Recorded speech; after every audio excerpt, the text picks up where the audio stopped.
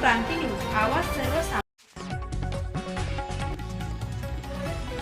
Kinwat police head constable Kannake यांना शासकीय इतमामात अखेरचा निरोप.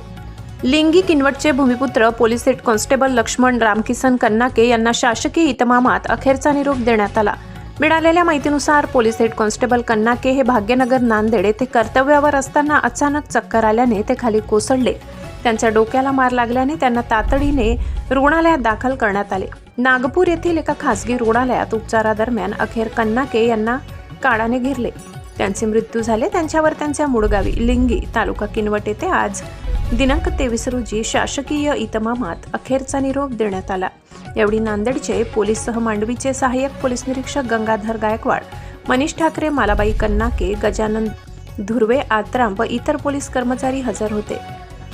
कन्नाके यांना हृदयविकाराचा झटका आले असल्याचे त्यांना चक्कर आली. दरम्यान त्यांचा मृत्यू झाला असे उपस्थितांनी सांगितले. महाराष्ट्र क्रांती न्यूजसाठी भारत राठोड, किनवट, नांदेड. नवनवीन बातम्या पाहण्यासाठी आमच्या महाराष्ट्र क्रांती न्यूज या YouTube चॅनलला लाईक करा, सबस्क्राईब करा आणि बेल आयकॉनला प्रेस करा.